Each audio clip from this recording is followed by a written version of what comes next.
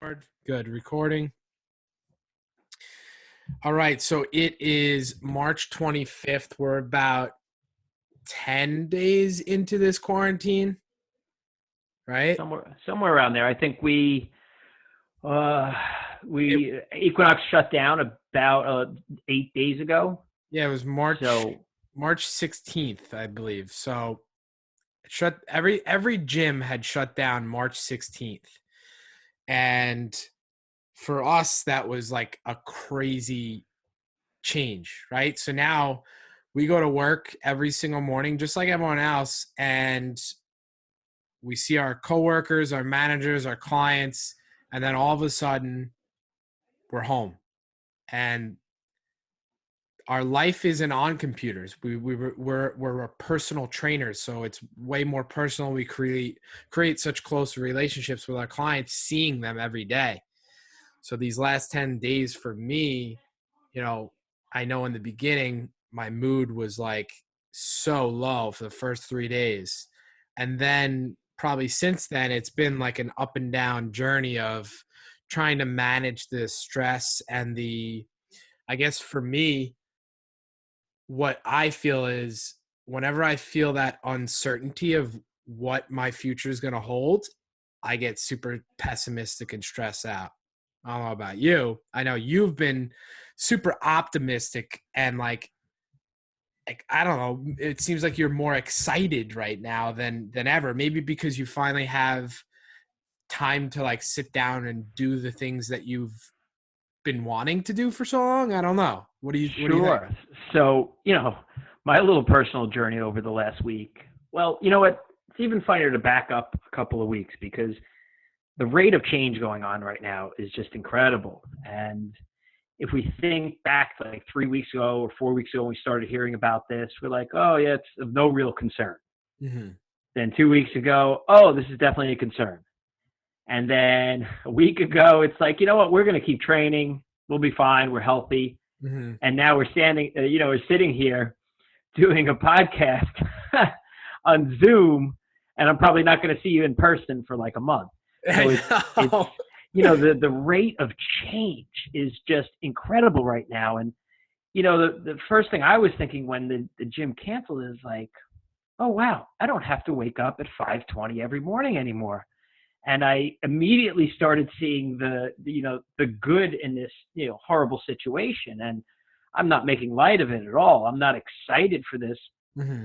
I'm grabbing on to whatever opportunities I can to find all the good things I can do in such a bad situation. So, it's crazy. Every morning you wake up, you look at the news, and more people are getting sick, and more people are dying. And if we talk to, we have mutual friends that are in the medical profession, and they're saying like, "Oh, it's not good. The news Yeah. isn't even telling you. There's more people sick than they're telling you." Mm-hmm. So how do you be positive Yeah. during a point like a situation like this? And I think what you're going to say, and what I'm going to say, you just alluded to a little bit, is like you just have to go right in and just accept that you're going to live in chaos. You're going to live in uncertainty for quite a few weeks and even months. You just have to embrace it and say, this is reality right now. I mean, I guess from my perspective, I'd like to ask you why right away you were just like in that state. You were able to accept so quickly. What made it so easy for you? There's a few things. I've had some crazy experiences in my life. The idea of not getting a paycheck or, and having to pay your bills, I've been there with no money. So I've experienced like basically being broke and then having,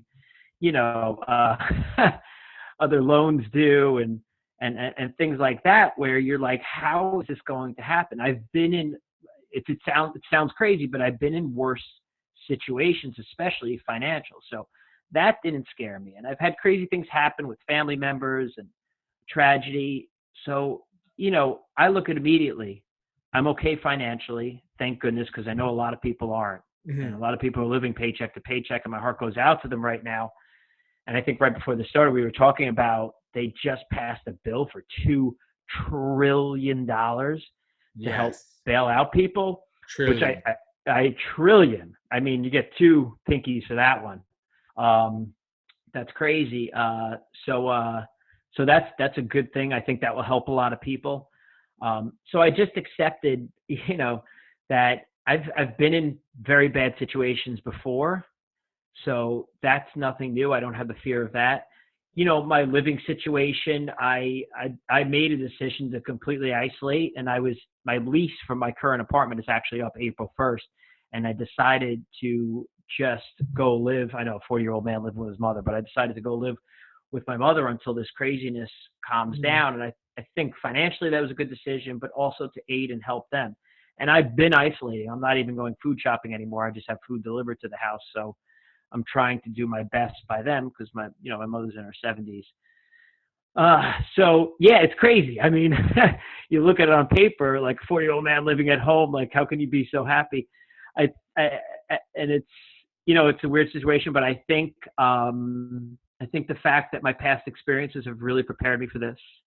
Mhm. The fact that I just immediately said, this is crazy. Don't fight it. Just embrace it, Mhm. accept it, and start doing all the things that you've wanted to do, like finish reading some books, developing an online template for training, which is something you wanted to do anyway. I wanted to do for at least 2 years now. Yeah. So it's giving me the opportunity to do some things I've wanted to do. And listen, it's every time I talk to you and others, I'm very up. I'm very up. But throughout the course of the day, it could be a little bit of a roller coaster. Oh And yeah. I was texting with it's my client. I was texting my client yesterday, and I was talking to him about, he's like, how's it going? And I was telling him, like, I was being honest with him, just telling him how I'm up and down. And he's like, dude, you're a roller coaster of emotions. I was like, I'm just being honest, and this is what I'm feeling. So he's a doctor and he's in it. So he's just straight up like one emotion. He's able to kind of check himself, and you know he's in it. For us, we're just not sure. We don't know what's going on. And for me, I just felt for the first like few days when we were in, I guess quarantine and not really going to work, I'm like, what's going to happen if this is 6-9 months? Like, how are we going to make money, this, that, and the other? And I'm comfortable with online training, and I don't want to sound so salesy to the clients that I know and love that have been with us for so long. I don't want to force them into things that they don't want to do. And I think it's up to us to figure out what would work for them, and what works for them uh, should work for us. Different clients are going to want different things, and people are ready, willing, and able to do whatever they're ready, willing, and able to do. And we have to figure that out for them and help them figure that out. Well, there's different stages of dealing with things. We've talked about this so many times, but because this is so different and this is the new normal, and for Mm-hmm. many of us who are not really working right now, well, let's say it this way: there are a lot of people still working, right? You have obviously medical professionals, police officers, liquor store owners. They're not allowed Yeah. to shut down. Yeah. Amazon delivery, they're actually hiring. So there are a lot of people that this isn't so different. I'm sure there's a concern if you're working out there. You're more concerned, like, crap, I don't want to get this. But there are a lot of people who are working really hard right now and, thinking about getting exercise in for, your doctor client.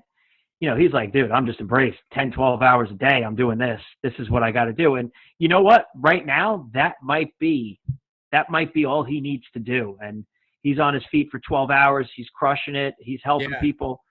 And he might need a little bit of a hiatus. But for another big portion of the population, like us, Scott, you've worn a Fitbit or an Apple Watch for a day and logged how many steps you take. It's insane just working how Oh much yeah. exercise we do without even touching a weight for our own workout. We walk between 5 and like 10 miles a day. Think of how many weights we put back, how much there's a physical stress on our body. And one of the things that I didn't realize till right now is that my body craves that. My body needs that every day. And I think one of the things, even though I have been working out and I have been exercising, is that my normal is walking 5 miles a day, is lifting up, is having a manual labor job. So when, I go a week and the only time I lift weights is when I'm actually lifting weights, and the only time I'm moving is when I actually go for a run, that's unusual for my body. Most of the time, like you said, how comfortable is it sitting for a couple hours? My God. I mean, like, so, obviously everyone's on their computer. I posted on Facebook, like, how many hours are you sitting now? Because that's definitely much more than normal. Because think about it. Even for the people that go to work every day and go and sit at a desk, now they're not even going into transportation whatsoever. So they're not on the subways. They're not walking in the city. They're not walking to their desk, going to get water. They're basically just in their house.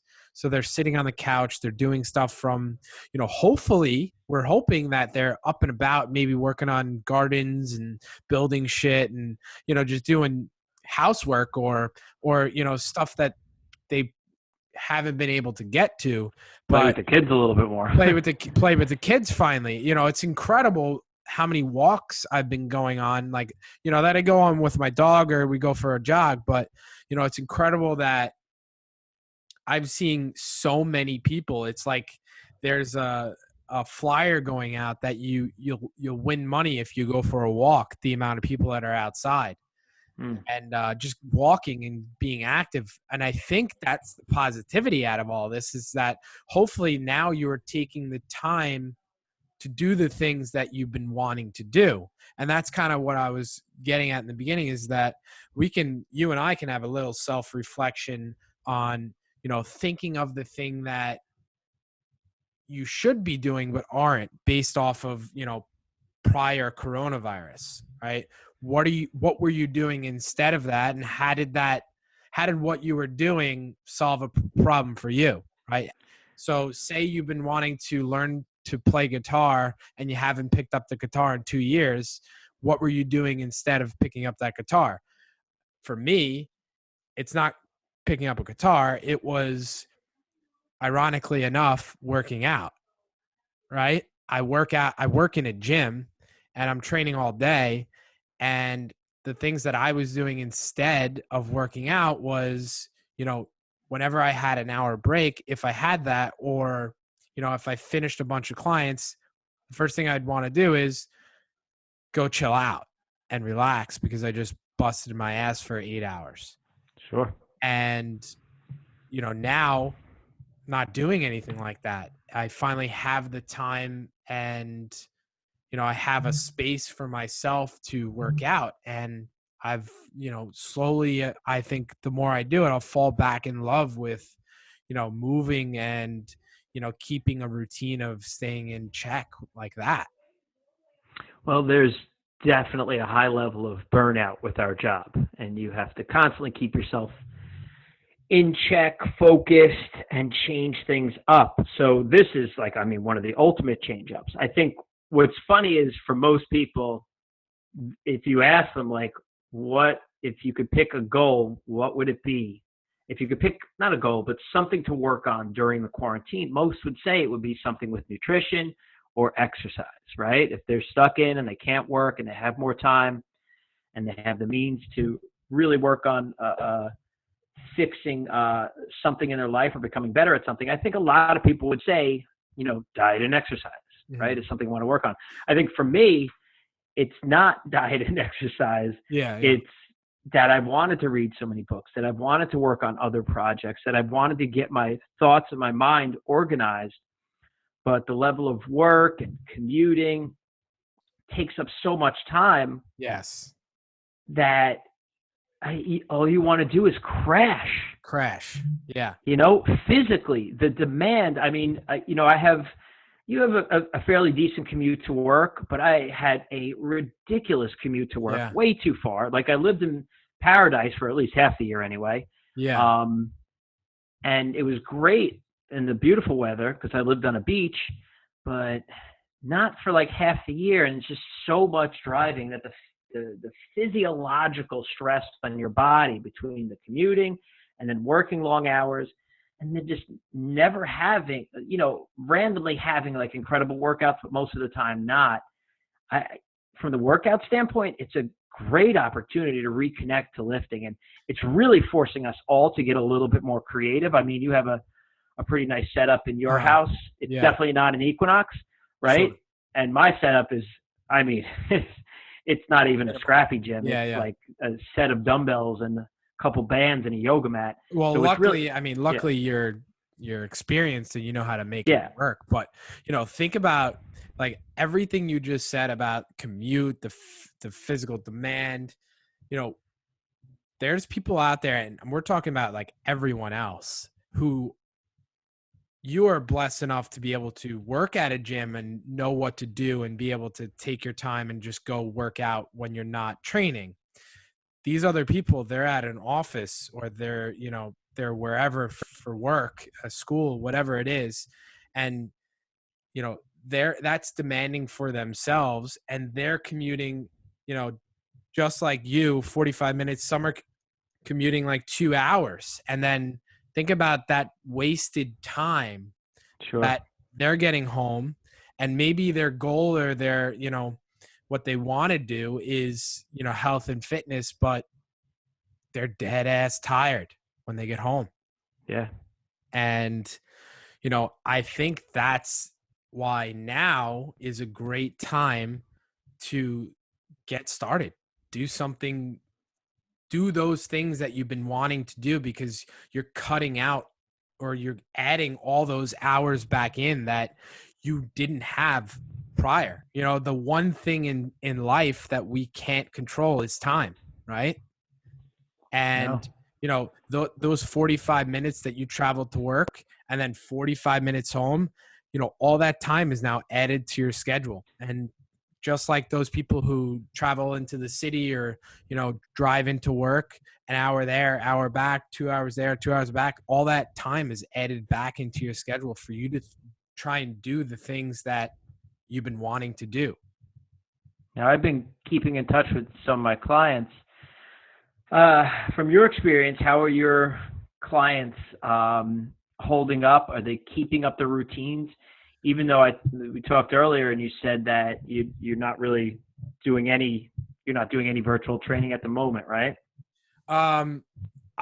So in the beginning, I didn't want to sound so desperate because I was so down that I felt like I was going to sound desperate to ask for training, and I had to let things settle down. I had to let the dust settle because I didn't want to be that guy. So now that things are starting to settle down, I'm hoping, I know, the virus is ramping up. We're obviously in the hotbed. We're 10 to 15 times more infected in New York than any other state. But now that things are, time has kind of allowed people to kind of get control of their emotions and their whereabouts and what's going to happen. But I'm hoping that I can now approach that and offer, a version of virtual training or whatever we can do, Yeah, yeah. I went through the same thing myself. I didn't reach out to all my clients in the first week. Now I've pretty much got a hold of most of, if not all, my clients, and just express like, hey, how's it going? Yeah. How you holding up? No solicitations for training. Just want to know genuinely, everyone's okay and everything's doing well. Yeah. And there are definitely clients that expressed the desire to try virtual training. Mm-hmm. And as we move forward, I'm pretty sure I'm going to start doing some of it. I think for most of my clients, I have very disciplined people. So they are blessed to have some nice home gyms. So some of them have continued even without my coaching. So that's just good to hear in general. Yeah. I think for I don't know, I have some friends that I talk to, and they're very pessimistic, and they're sending me videos of people getting into fights over toilet paper and Yeah. all this nonsense. And you know what? I think it's really what you focus on. You're gonna kind of bring more of. Granted, you stay healthy, and through this whole craziness, nobody wants to get sick, and we know some people are going to get sick. It's Yeah. obvious it's going to happen, but you can only work on what you have control over. You know what And happened? You know what's that negativity, you don't want to bring that in. you know is that everyone is home. So what's the first thing you do? You turn on the TV. Luckily, I don't have cable. I just stream things. Um, so the news isn't really on often. So the only news I get is, through, notifications on the phone. But everyone's home. They have the news on, and everything that's on the news is pessimistic. All these numbers scaring the shit out of you, making you worry. And, if you can get control of your mindset throughout this entire thing, just like you're saying, a lot of your clients are, blessed to have a gym and they've gotten workouts in, same for mine. I think we're great enough coaches that we've trained our clients to learn how to do their own workouts on their own. And, they can get by without us, which is a great thing. It's not a bad thing. That's actually showing, how good we are as coaches, that they can make up their own workouts and stuff like that. Sure. But then, that personal training and that relationship comes back into effect. And I think as time goes by, clients will start to reach back out. Even if had expressed interest in training, they'll start to reach back out and want to get it going again. They need to get back into some form of routine. Absolutely. So what are some of the, talked about a couple different topics today, and I think it would be good to kind of go over a little review and maybe some bullet points. And Yeah. the first thing I would say is start to establish routines. You should wake up the same time every day, even if you don't have to. Now, if you have kids, they're kind of like a natural alarm clock. But if you don't, start saying like, okay, I don't have to wake up at 5:20, but maybe 6:20 is a good idea because I'm trying to read more books. I want to get up and write some programs, call up my clients and be like, hey, I have a program. Let's start some virtual training. Yes. Let's, and that's my one big tip is just start establishing some level of routine. And that could be wake up, go for a fasting walk for 20 minutes, come back, then make your breakfast, right? So any simple little tips like that?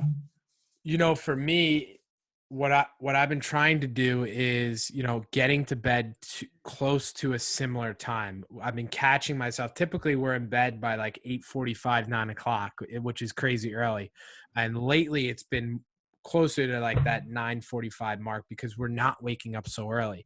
But as long as we're getting the same amount of sleep, I think what you're saying is, set a similar wake up time to what you've always been used to is huge. Next thing is, just because you're home, get your nutrition in check. But just because you're home doesn't mean you need to start snacking all the time. If you didn't snack when you were at work, don't snack now. Um, fall in love with cooking again. You have so much time now to create a dinner that you didn't have time to do prior. So start, checking Pinterest, coming up with, different recipes from Pinterest and Instagram and things like that. And, find new ways to cook your favorite dish. Um, another bullet point I'd say is, I guess based off of what we've been talking about, maybe set aside an hour out of your day to try and do that thing you've always been wanting to do, if it's possible to do at your house, Yeah. And that could be, I just want to exercise. I just want to learn how to really cook good again. Right. And for me, it's like, hey, I just want to become like well-read again. So I want to take 1 hour to read. So that can be anything. That doesn't have to, because we're, obviously we're nutrition coaches, we're exercise coaches. Mm-hmm. It doesn't necessarily have to even be that. And when you think of the idea of establishing routines, the biggest one is obviously sleep, because besides adding routine, it's also the best thing you could do for your immune system. 100%. If you sleep well, you're going to feel better. And now more than ever, we need to feel good. Mm-hmm. And then having something where, if an hour is too much, if it's a little too crazy in your household, maybe it's a half an hour. Just find that one thing that you want to work on. And if you don't exercise and you want to, it can be that. If you want to read books, if you want to learn how to knit, whatever it is, try to find something where you're doing something for yourself that you've wanted to do for a while that you didn't have the time to, but maybe now you do. All right, so that's two main things, right? Yeah. It's set up a routine, give yourself an hour a day of those things that you've been wanting to do but haven't. Yeah. What can we make that last one? Well, you know what? I did a little Instagram IGTV the other day. Yeah. And I talked about worry and how it's poison for the brain. And I think with everything, with adding things in, like adding that hour of something positive that benefits you, that's growth. It's good to take in. It's good to take in something beneficial for your body, but it's also good to restrict on some level. Mm-hmm. And I think right now the thing that we need to worry about restricting is probably the news. You know, so maybe I like to stay informed. So I do like 20 minutes of news in the morning, get the updates. Maybe I check my phone once in the afternoon for like 10 minutes, read a couple articles. And then, you know what I do at night? I watch something really funny. I go to sleep laughing, right? So at night, I'll put something funny on and just get myself amused, or something interesting, but something that puts me in a good mood. News is the last thing I would look at later in the day. I would restrict that like the coronavirus.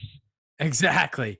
And it all circles back to your sleep. You want to be able to go to sleep with a great mindset, not worry, because when you start worrying and thinking and you can't dream, I always say, like, whenever someone wakes up in the middle of the night and they start thinking about actual things and not trying to remember what that dream is that we're thinking, they're going to have trouble falling back asleep.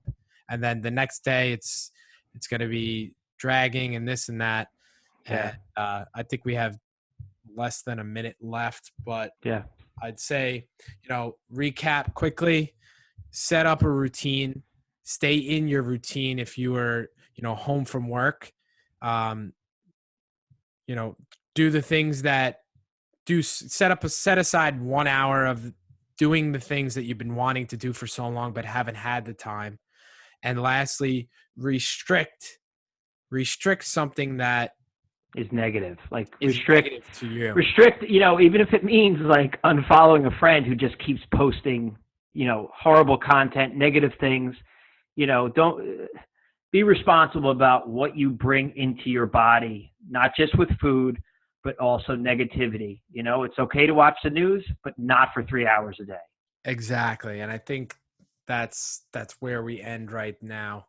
I think complete success on this first podcast for sure. So much to talk about. We're going to have to do a few more of these. we could probably do like 2 a day, to be honest. Yeah. I can go for another 3 hours. Excellent. Good stuff, Scott.